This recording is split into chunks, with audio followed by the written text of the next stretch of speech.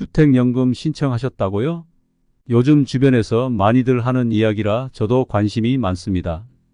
특히 집값이 많이 올랐을 때 신청하면 유리하다는 말에 더욱 솔깃하죠. 주택연금은 마치 로또 당첨처럼 생각하는 분들도 많은데 실제로는 리스크가 따른다는 거죠.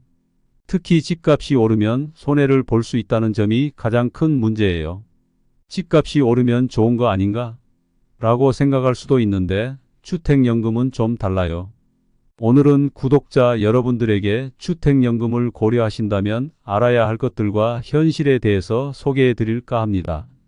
먼저 구독, 좋아요 부탁드립니다. 주변에 공유도 꼭 해주시고요.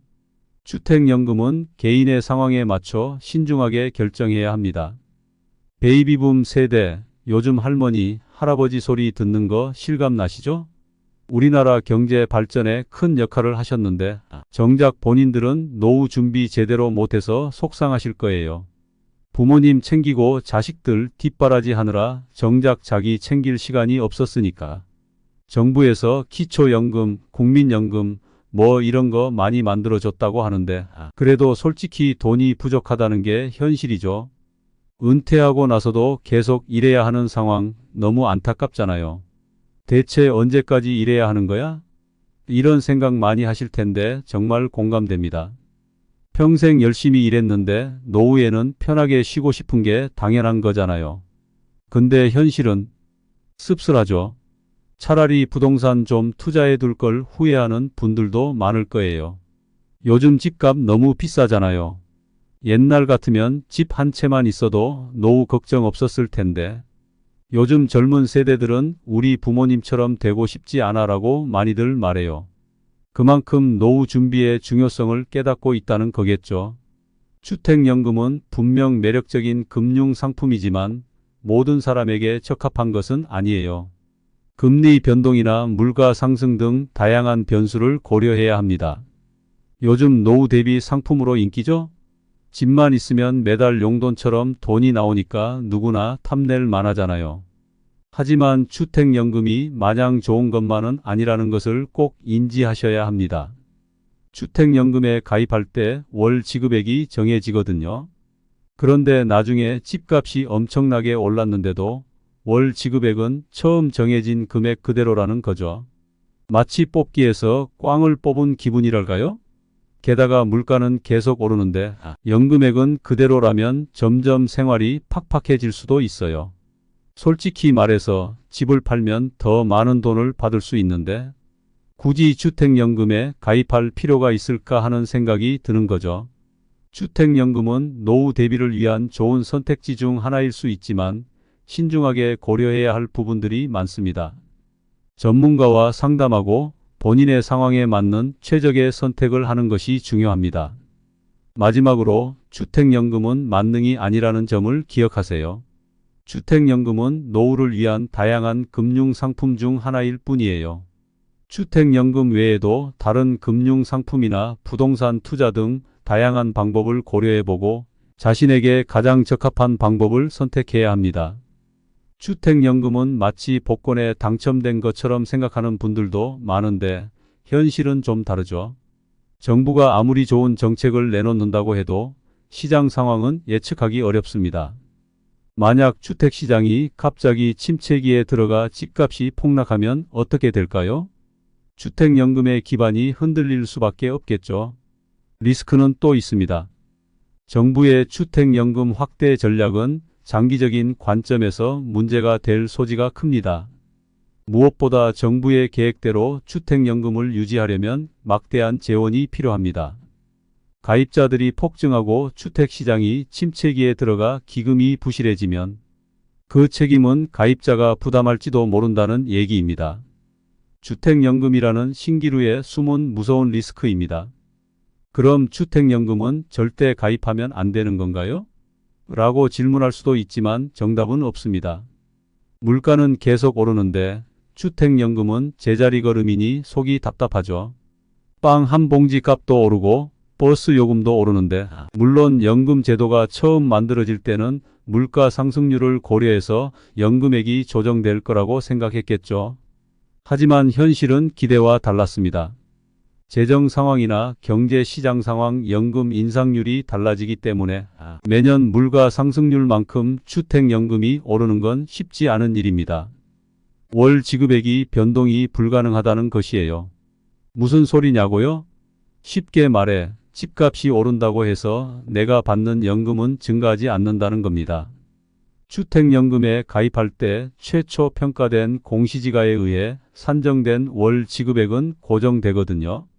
그러니 주택연금에 가입하고 나서 집값이 오른다면 손해를 보게 되는 거죠. 이러한 상황은 최근 주택연금 해지율을 보면 더욱 잘 알 수 있어요. 올해 주택연금 중도해지자는 올부터 9월까지 총 1975명으로 지난해보다 29%가 증가했고, 특히 경기도 지역은 58%의 해지율을 보였다고 해요. 이유는 무엇일까요? 그렇죠. 주택 가격이 많이 상승했기 때문이에요.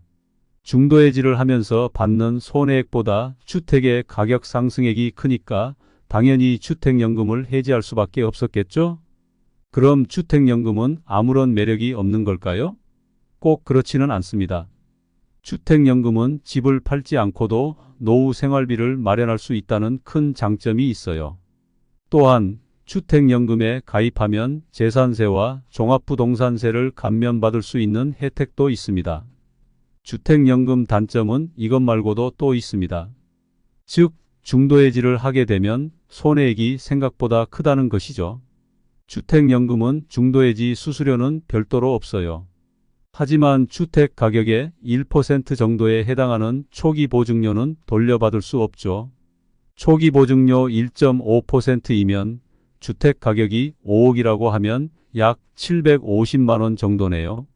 5억짜리 집을 담보로 몇십 년 동안 편안하게 살 생각이었는데 몇 년 만에 750만 원을 날리는 셈이죠.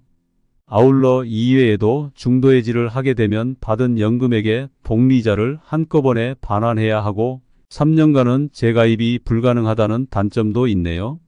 마치 은행에서 정기예금을 중도해지하면 이자를 못 받는 것과 비슷해요. 여기에 3년간 재가입이 안 된다는 조항까지 더해지니 중도해지는 정말 신중하게 결정해야 할 문제예요. 만약 주택연금 가입을 결정했다면 중도해지를 하지 않도록 최대한 노력해야 해요. 예상치 못한 상황이 발생할 수도 있지만 미리 철저하게 준비한다면 중도해지의 위험을 줄일 수 있을 거예요. 주택연금의 다른 단점으로는 이사에 제한이 있다는 점입니다. 물론 이사를 하게 되면 담보주택 변경을 신청해서 주택을 변경할 수 있어요. 하지만 담보 가치가 증가한 경우에는 초기 보증료를 추가 납부 물론 월 지급금은 증가해야 하고 담보 가치가 감소한 경우에는 보증 잔액을 일부 상환해야 하니 이사를 하게 되면 어찌 되었건 비용이 추가되는 것이죠. 이사 비용 자체도 만만치 않은데 말입니다. 이게 뭐 대수냐 싶겠지만 막상 이사를 해야 할 상황이 오면 고민이 많아질 수밖에 없어요. 자녀들이 모두 출가하고 넓은 집이 부담스러워 작은 평수로 이사하고 싶거나 건강 상태가 나빠져서 편리한 시설을 갖춘 곳으로 이사해야 할 필요가 생길 수도 있죠. 하지만 주택연금 가입자는 이런 상황에서도 쉽게 이사를 결정하기 어려워요. 특히 연세가 많으신 노인분들에게는 이사는 큰 스트레스로 다가올 수 있어요. 익숙한 동네를 떠나 새로운 환경에 적응해야 하는 것은 쉽지 않은 일이죠. 게다가 이사 과정에서 발생하는 여러 가지 문제들, 예를 들어 포장 이사 비용, 새로운 집을 구하는 과정에서 발생하는 중개 수수료 등은 노인들에게는 큰 부담이 될 수 있어요.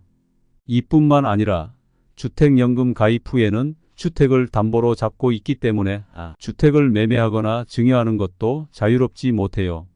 만약 자녀들에게 재산을 상속해 주고 싶다면 주택연금을 해지해야 하는데 앞서 말했듯이 중도해지 시에는 큰 손해를 볼 수 있죠. 마치 집을 샀는데 이사를 가려니 집을 다시 팔아야 하고 새로운 집을 사려니 또다시 대출을 받아야 하는 상황과 비슷해요. 이사 한 번 하는데 이렇게 복잡한 절차를 거쳐야 한다니 생각만 해도 머리가 아프죠. 다른 점으로 주택연금 단점은 높은 가입비와 연보증료예요.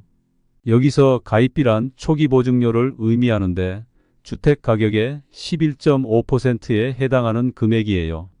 참고로 9억 원 이하의 주택에만 적용되니 주택 가격이 9억 원일 경우 최대 350만 원을 납부해야 한다고 생각할 수 있겠네요. 1천만 원이 넘는 큰돈이죠. 아울러 연 보증료는 보증잔액의 0.75%로 매월 납부해야 하죠. 보증잔액은 시간이 지날수록 줄어들기 때문에 연 보증료도 점점 감소하지만 초기에는 상당한 부담이 될 수 있어요. 마치 집을 사면 등기비, 취득세는 물론이고 매년 재산세까지 내야 하는 것과 비슷하죠. 게다가 이러한 비용들은 한번 지불하면 돌려받을 수 없다는 점이 더욱 아쉬워요. 마치 뽑기 한번 하려고 1,000원짜리 동전을 넣는 기분이랄까요? 물론 주택연금은 복권이 아니기 때문에 당첨이나 꽝이라는 개념은 없지만 비용 대비 효과를 따져본다면 망설여지는 부분이 분명히 존재해요. 마지막은 조금은 안타까운 이야기예요. 주택연금에 가입하게 되면 결국 자녀에게 상속해줄 재산이 없어지기 때문이죠. 이는 자녀에게 더 잘해주고 싶은 부모님의 입장에서는 매우 가슴 아픈 일이 아닐 수 없는데요. 주택연금을 받는 부부가 모두 사망하게 되면 해당 주택은 처분돼요. 그리고 정산이 이루어지는데 만약 주택을 처분한 금액이 지금까지 받은 연금의 지급 총액보다 크다면 그 차액은 상속인에게 지급이 돼요. 그러니 아이러니하게도 내가 주택연금을 적게 받아야 상속할 수 있는 재산이 많아지게 되는 것이죠. 마치 돈을 벌기 위해 일을 하는데 정작 돈을 쓰지 못하고 모으기만 해야 하는 상황과 비슷해요. 물론 노후의 안정적인 생활을 위해 주택연금을 선택하는 것은 현명한 결정이지만 자녀에게 물려주고 싶은 마음이 큰 부모님들에게는 쉽지 않은 선택일 수밖에 없죠. 게다가 주택연금은 일종의 보험 상품이기 때문에 예상 수명이나 금리, 변동 등 여러 가지 요인에 따라 실제 수령액이 달라질 수 있어요. 만약 예상보다 오래 살게 된다면 연금액이 부족해질 수도 있고 반대로 일찍 세상을 떠나게 된다면 손해를 볼 수도 있죠. 물론 주택연금은 노후 소득을 보장해주는 장점이 있지만 자녀에게 상속을 해주고 싶은 마음이 큰 분들에게는 다른 노후 대비 방법을 고려해 보는 것도 좋을 것 같아요. 예를 들어 임대 사업을 하거나 유가증권에 투자하는 방법 등 다양한 방법이 있죠. 하지만 어떤 방법을 선택하든 중요한 것은 자신에게 맞는 최적의 선택을 하는 것이에요. 전문가와 상담하여 장단점을 충분히 비교하고 신중하게 결정하는 것이 좋겠죠. 결론적으로 주택연금은 노후 생활을 안정적으로 보내고 싶은 사람들에게 좋은 선택이 될 수 있지만 자녀에게 상속을 해주고 싶은 마음이 큰 분들에게는 고민이 될 수밖에 없는 상품이에요. 오늘은 주택연금의 현실과 단점에 대해서 소개해 드렸는데요. 주변에 요즘 퇴직하고 나이가 들어감에 따라 수입이 일정치 않고 생활비가 부족하신 분들이 많으실 텐니다. 주택연금 물론 무조건 나쁘다고 볼 수 없는 제도이지만 꼼꼼히 따져봐야 한다는 점 알려드리면서 이만 물러나겠습니다. 도움이 되셨다면 구독, 좋아요 꼭 눌러주시고 주변에 공유도 해주시면 많은 도움이 됩니다. 감사합니다.